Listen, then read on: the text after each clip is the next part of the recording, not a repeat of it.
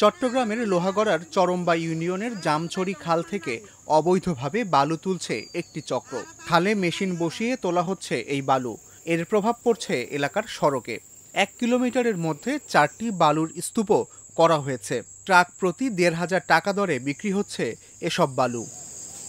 গত 10 বছর ধরে খালের বিভিন্ন পয়েন্ট থেকে অল্প অল্প করে বালু তোলা হচ্ছে। তবে এবছর খালের পাড় ভেঙে বালু তোলায় পাড়ের অনেক জায়গায় গর্ত তৈরি হয়েছে। বালু বোঝাই অসংখ্য ট্রাক প্রতিদিন চলাচল করায় বাইয়ারপাড়া থেকে হাতির ডেরা সংযোগ সড়ক পর্যন্ত রাস্তার বেহাল দশা হয়েছে। সড়কের 5 কিলোমিটারের মধ্যে 4 কিলোমিটার কাঁচা হওয়ায় বড় বড় গর্ত তৈরি হয়েছে। এতে গাড়ি চলাচল তো দূরের কথা, পায়ে হাঁটাও কষ্টকর হয়েছে এলাকাবাসীর জন্য। বেশি ভোগান্তিতে পড়েছে স্কুলের শিশু ও রোগীরা।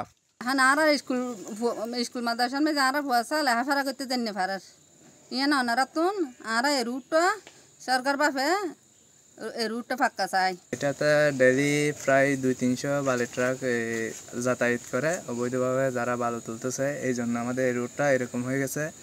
আজকে থেকে আমি ছোটবেলা থেকে এই রোডের অবস্থা এরকম দেখি না। আমার বয়স প্রায় 20+।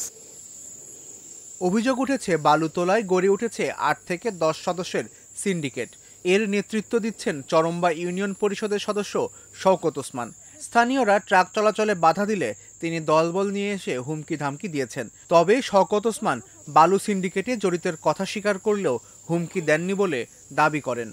বালু টুকিটাকে আগে এসে নিলাম আমার বালু অথবা কিলামে গেছে এটা দিবে দিলে কিছু আছে হুমকি নাকি দিয়ে দিলে প্রমাণ দেয় চাষা মায় হইতে হয়।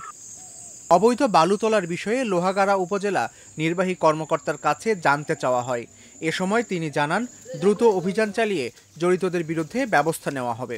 রাস্তার এই বিষয়টি সম্পর্কে আমরা ইতিমধ্যে অবগত হয়েছি এবং পাশাপাশি যেহেতু একজন মেম্বারের নামও জড়িত আছে, সেক্ষেত্রে আমরা সরেজমিন তদন্ত সাপেক্ষে বিষয়টির আইনানুগ ব্যবস্থা নেব।